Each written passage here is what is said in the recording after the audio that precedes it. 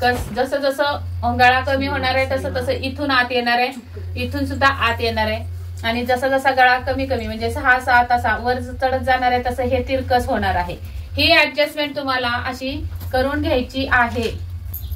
नमस्कार, मी गीता फॅशन या चॅनल मध्ये आपल्या सर्वांचं खूप खूप स्वागत आहे. तर आज आपण बघणार आहोत डीप नेक नुसार आपल्याला शोल्डर किती घेतली पाहिजे तरच आपली शोल्डर परफेक्ट खांद्यावर बसणार आहे, घट्ट इथं उतरणार नाही, गळा पडणार नाही. तर त्यासाठी शोल्डर मध्ये काय काय ऍडजस्टमेंट करायचे गळ्यानुसार ते आज मी तुम्हाला व्हिडिओ मध्ये दाखवणार आहे. तर व्हिडिओ स्किप न करता पूर्ण बघा.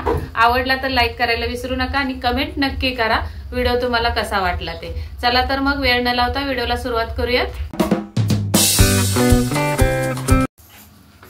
तर जी पण उंची आहे तुमची त्यामध्ये 1 इंच प्लस करून उंची टाकायचे डबल फोल्ड पेपरवर किंवा डबल फोल्ड कापडावर.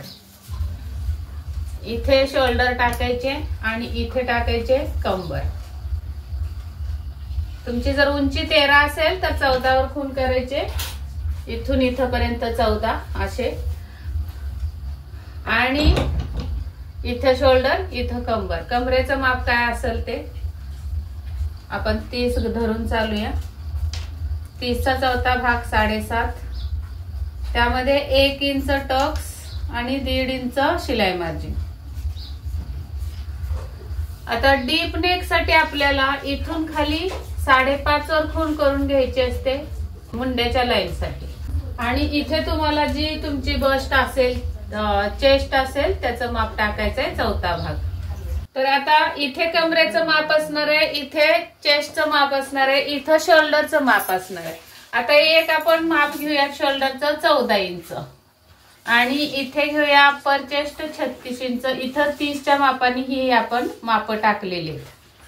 आता इथे तुम्हाला 36चा चौथा भाग 9 इंच घ्यायचा आहे. तर 9 वर अगोदर खून करून घेते मी. आता यामध्ये आपल्याला काय काय बदल करायचे असतात. हे 9 इंच आपलं चौथा भाग आलेला आहे.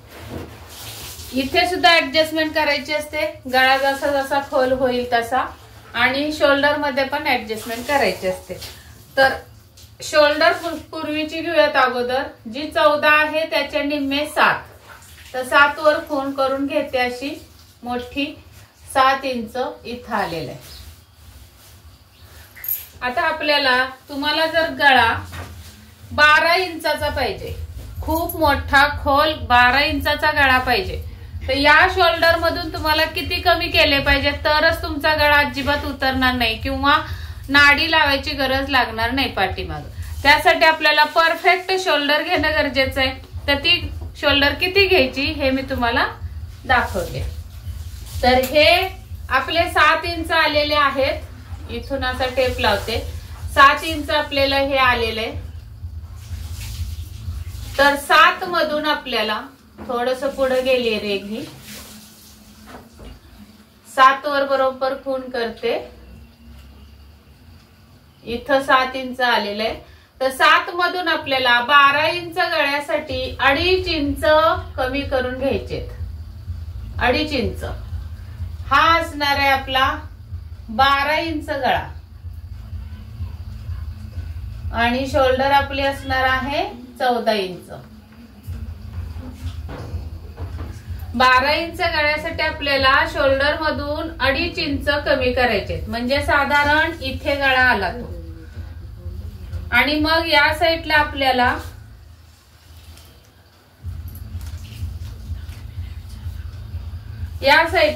गळा रुंदी आपल्याला 3 इंच पण देऊ शकता, 3.5 पण देऊ शकता.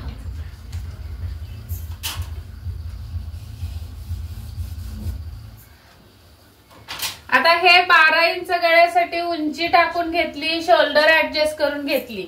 आता इथं सुद्धा थोडीशी ऍडजस्टमेंट करायची तरच व्यवस्थित बसणार आहे. नाहीतर नुसतं शोल्डर ऍडजस्ट केली आणि बाकी इथे अप्पर चेस्ट मध्ये किंवा मुंड्यामध्ये आपण जर ऍडजस्टमेंट केली नाही तर आपला ब्लाऊजचा गळा पडणार आहे किंवा शोल्डर या साईडनी इकडून खाली खांद्यावरून येणार आहे.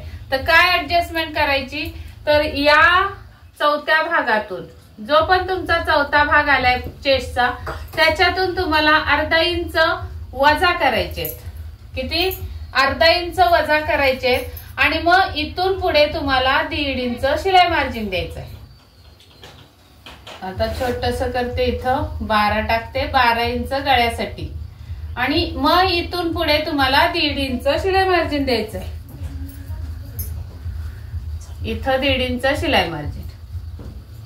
हे 12 साठी आपलं कटिंग असणार आहे. मग ही फिटिंगची फिटिंगला आणि शिलाई मार्जिनची शिलाई मार्जिनला. आता याच्या नंतर गळा कोणता येतो तर 11 इंचाचा. इथे 12 टाकते, याच्यावर 1 मायनस केला तर 11 इंचाचा गळा आला हा. आणि हा गळा आपला इथे काय करायचंय तर पूर्ण शोल्डरच्या निम्म्यातून आपल्याला 2.25 इंच कमी करायचे. किती? 2.25 इंच. तर इथे येणार आहे. हा आला 11 इंच गळ्यासाठी शोल्डर आली. आणि इथे काय ऍडजस्टमेंट होणार आहे चौथ्या भागामध्ये 9 मधून आपल्याला 0.5 इंच कमी करायचे. किती? 0.5 इंच कमी करायचे. आणि त्याच्या पुढे आपल्याला 1.5 इंच शिलाई मार्जिन द्यायचं आहे. तर हे असणार आहे आपलं 11 इंच गळ्यासाठी. जेव्हा तुमचा 11 इंच गळा येणार आहे तेव्हा तुम्हाला 11 इंच गळ्यासाठी शोल्डर चेस्टच्या चौथ्या भागातून 0.5 इंच वजा करायचे आणि मग शिलाई मार्जिन द्यायचंय. आणि शोल्डर मध्ये पूर्ण शोल्डरच्या निम्म्यातून 2.25 इंच कमी करायचे. आता त्याच्यावर येतो 10 इंचाचा गळा. तर 10 इंचाच्या गळ्यासाठी आपल्याला या पूर्ण शोल्डरच्या निम्म्यातून 2 इंच कमी करायचे. 2 इंच कमी करायचे. तर असं ही झाली शोल्डर.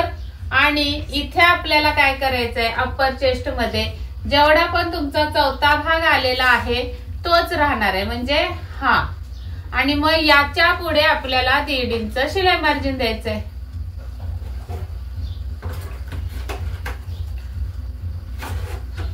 हे आपलं 10 इंच गळ्यासाठी येणार आहे. 9 इंच गळ्यासाठी आपल्याला 1.25 इंच कमी करायचे. किती? पूर्ण शोल्डरच्या निम्म्यातून 1.25 इंच. आणि अप्पर चेस्ट मध्ये आपल्याला 0.5 इंच म्हणजे 2 रेगा, टेपवरच्या 2 रेगा. टेपवरच्या 2 रेगा आपल्याला या चौथ्या भागामध्ये प्लस करायचे. काय करायचंय?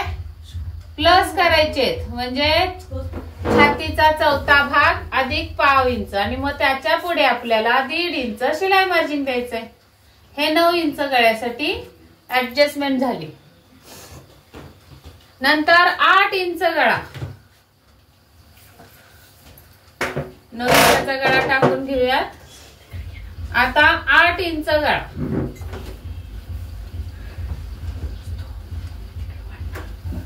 8 इंच गळ्यासाठी पूर्ण शोल्डरच्या निम्म्यातून आपल्याला 1.5 इंच वजा करायचे. किती? 1.5 इंच. आणि याच्यामध्ये पूर्ण अप्पर चेस्ट जे आहे त्याचा चौथा भाग त्यामध्ये आपल्याला अर्धा इंच प्लस करायचे. किती? अर्धा इंच प्लस करायचे. तर या पद्धतीने येणार आहे. आणि याच्या पुढे 1.5 इंच शिलाई मार्जिन येणार आहे. बघा इथं सुद्धा तुमची या पद्धतीनेच शोल्डरची हे होणार आहे. आता मुंड्याची लाईन कशी घ्यायची ते दाखवते. आता 8 इंचच्या गळ्यापासून पुढे डीप नेक चालू होतो आपला, म्हणून मी डीप नेक साठी हे सर्व सूत्र सांगितलेले आहेत. डीप नेक जेव्हा असतो तुमचा तेव्हा तुम्हाला या पद्धतीने शोल्डर ऍडजस्ट करायचे आणि अप्पर चेस्ट मध्ये सुद्धा असं ऍडजस्ट करायचं आहे.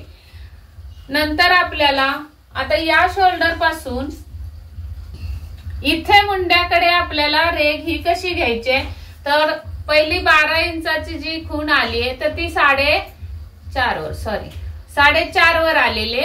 तर इथे आपल्याला 4.5 मध्ये 1 इंच प्लस करायचंय आणि 5.5 वर खूण करून घ्यायचे. मग ही आपली तिरकस खूण अशी येणार आहे. अशी तिरकस खूण येणार आहे मुंड्याची. आणि मग हा मुंडा आपला इथून इथे मिळणार आहे. नंतर हा 11 इंच गळ्यासाठी असा तिरकस येणार आहे आणि मग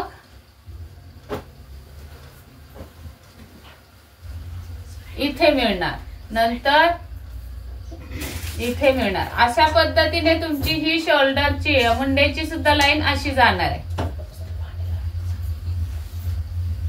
आता इथे हे जे अंतर आहे ते कमीत कमी 5.5 आणि 6 इंचापर्यंत इथं असलं पाहिजे. आता 12 इंच गळ्यासाठी 5.5 आहे, 11ला 5.25 होणार आहे आणि 10 इंच गळ्यासाठी आपलं हे 6 वर येणार आहे. तर इथून मग हे 6 वरच ठेवायचंय असं. मग इथं किती पण असं कमी कमी 5 इंच होत जाणार आहे, जसा गळा कमी होईल तसा. आणि मग हे या साईडला असं तिरकस होत जाणार आहे. कॉलर नेकला बघा या साईडला आतल्या साईडला तिरकस मुंडा आलेला असतो असा. डीप नेकला या पद्धतीने गेला पाहिजे तिरकस. आणि कॉलर नेक बोट नेकला 5 आणि 6 7 गळ्याला आपला अशी तिरकस येणार आहे लाईन मुंड्याची. तर या पद्धतीने आपले हे सर्व कटिंग झालेली आहे.